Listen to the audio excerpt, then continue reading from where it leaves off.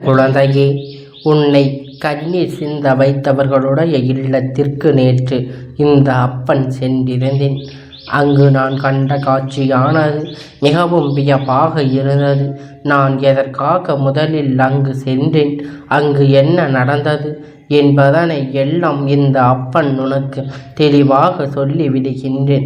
அப்பன் சொல்லி முடிக்கும் பொழுது இந்த செய்தி உனக்கு நான் எதற்காக கொண்டு வந்திருக்கின்றேன் என்பதையெல்லாம் நீயாகவே புரிந்து கொள்வாய் என் செல்ல பிள்ளையே. முதலில் அப்பனுடைய வாக்கினை கேட்பதற்கு முன்பாக ஒரு விஷயத்தை நீ தெளிவாக புரிந்து கொள்ள வேண்டும். அது என்ன தெரியுமா? எந்த விஷயமாக இருந்தாலும் இந்த அப்பன் அதற்கு காரணமில்லாமல் உன் வாழ்க்கையில் எதையுமே நடத்துவது, காரணம் இல்லாமல் எதையும் முன்னிடத்தில் சொல்வதும் கிடையாது. என் அன்பு குழந்தையே, இந்த வாழ்க்கையில் உனக்கு நான் சொல்கின்ற எல்லா விஷயங்களும் உனக்கானது என்பதனை நீ புரிந்து கொள்ள வேண்டும். எப்பொழுதும் இந்த வாழ்க்கையில் உன்னுடைய வாழ்க்கையானது என்ன என்பதை நீயாகவே புரிந்து கொண்டு கேட்டால் நிச்சயமாக இந்த அப்பனை நீ புரிந்து கொள்வாய். என் தங்கமே, உனக்கு கண்ணீர் வர வேண்டும். உன்னுடைய பலவீனம் என்னவென்று தெரிந்து கொண்டு உன்னோடு இருக்கின்றவர்களோடு அதிகமான அளவில் உன்னை காயப்படுத்திய கண்ணீர் சிந்த வைத்தவர்கள் அல்ல என் தங்கமே. அவர்களுடைய வார்த்தைகள் ஒவ்வொன்றும் உன்னுடைய மனதை அதிக அளவில் வேதனைப்படுத்தி விட்டது. எதைக்காக என் பிள்ளை கண்ணீர் சிந்தினாய் உன் முன்னாடி எடுத்து வந்து இருக்கின்றது. இதுதான் உன் பலவீனம் என்று அவர்கள் நன்றாக தெரிந்து வைத்திருக்கின்றார் அல்லவா? அதனை காரணமாகத்தான் அவர்கள் அத்தனை எளிதாக உனக்கு சோதனைகளை கொடுத்து உன்னுடைய மதனை காயப்படுத்தி விட்டார்கள் என் செல்லமே. இனிமேல் உனக்கு இது போன்ற காயங்களை தொடர்ந்து கொடுக்க வேண்டும் என்று துணிந்து நிற்கின்றார்கள்.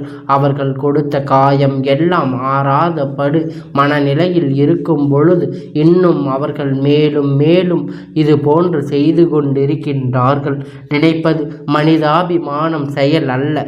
உன்னுடைய கண்ணீரை காண்பதோடு அவர்களுக்கு மிக பெரிய மகிழ்ச்சியாக இருந்து வருகின்றது. உனக்கு ஆரம்பத்தில் மிக பெரிய நம்பிக்கை கொடுத்து பழகியவர்கள்தான் இப்பொழுது மிக பெரிய துரோகத்தை எல்லாம் செய்து விட்டு அங்கு சந்தோஷமாக இருந்து கொண்டிருக்கின்றார்கள் என் தங்கமி.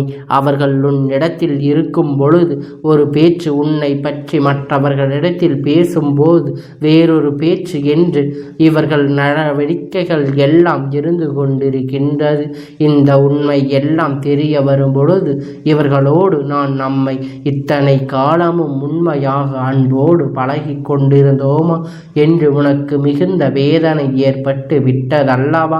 என் பிள்ளையினுடைய கண்ணீருக்கு பாதி காரணம் தன்னுடைய முட்டாள்தனத்தை நினைத்துதான் இவ்வளவு நாளும் நம்மோடு இருந்து கொண்டு இப்படி ஒரு துரோகத்தை செய்திருக்கிறார்கள்.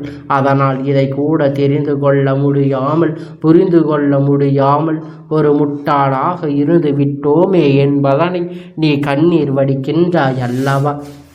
என் அன்பு பிள்ளையே, நீ வெள்ளந்தி மனிதனை கொண்டிருக்கின்றாய். மற்றவர்கள் எப்படிப்பட்டவர்கள், என்ன நோக்கத்தோடு பேசுகிறார்கள், யார் நல்லவர்கள் கெட்டவர்கள் என்பதையெல்லாம் உடனே உன்னால் புரிந்து கொள்ள முடியவில்லை. யாராவது உன்னிடத்தில் நல்ல வார்த்தைகள் பேசிவிட்டால் உடனே அவர்களை எல்லாம் நம்பிவிடுகின்றாய். அது மட்டும் அல்ல, உன்னிடத்தில் இருக்கின்ற சில விஷயங்களை எல்லாம் அவர்களிடத்தில் பகிர்ந்து கொண்டு உன்னுடைய குறைகளை சொல்வதற்கு ஒரு ஆள் கிடைத்து விட்டார் என்று நம்பி விடுகின்றாய். அதற்கு காரணம்தான் இப்போது நீ எத்தனை பிரச்சனை எல்லாம் அனுபவித்து கொண்டிருக்கின்றாய். இத்தனை பிரச்சனை இருக்கும் பொழுதும் உனக்கு இந்த அப்பன் ஒரு தீர்வினை கொடுக்க வேண்டும் அல்லவா?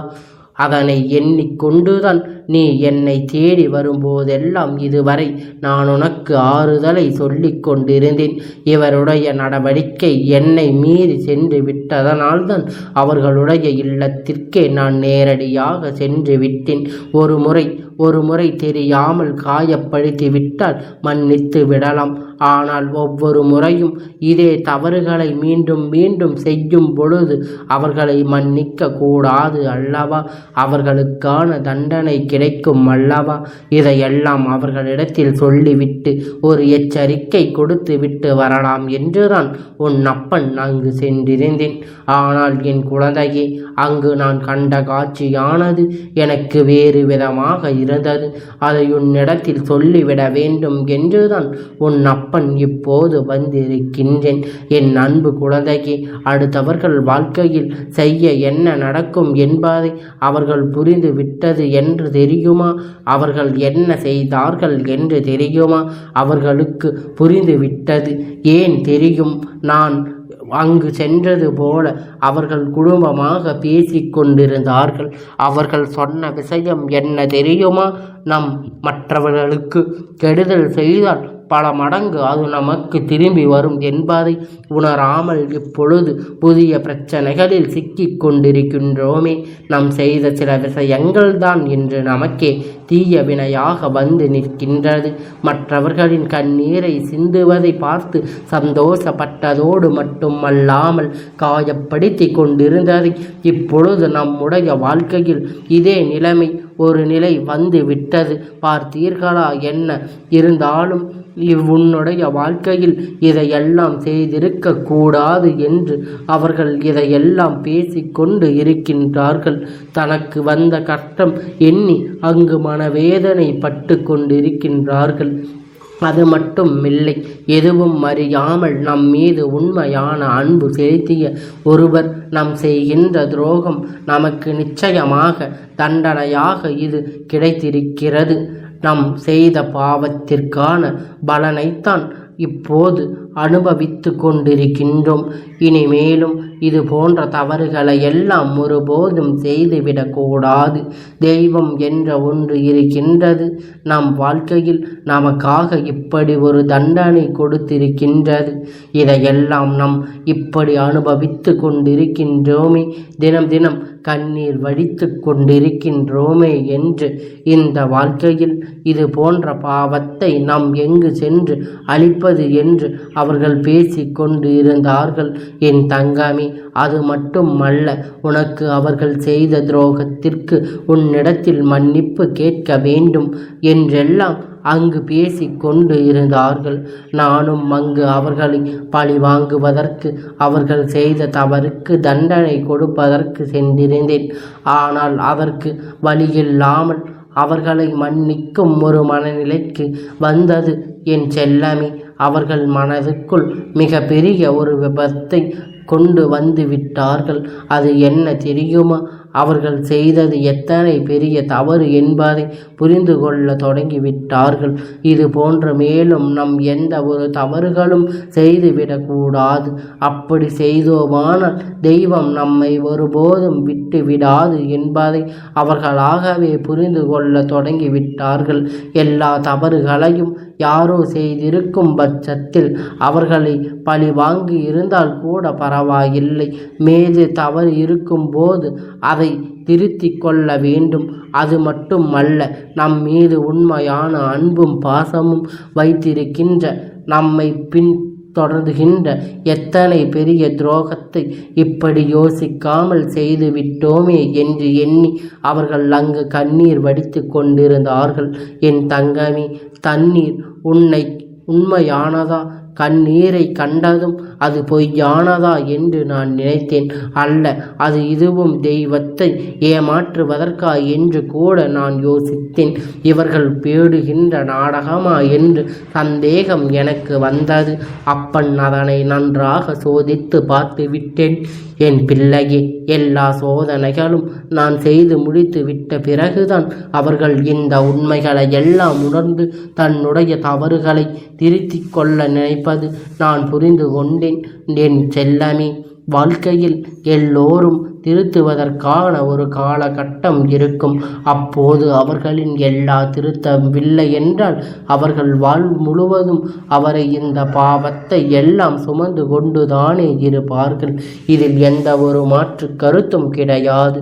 நான் தவறுகள் செய்தது இயல்புதான். மனிதர்கள் எல்லோரும் ஏதாவது ஒரு சூழ்நிலையில் தவறுகளை இயல்பாக செய்து விடுகின்றார்கள்.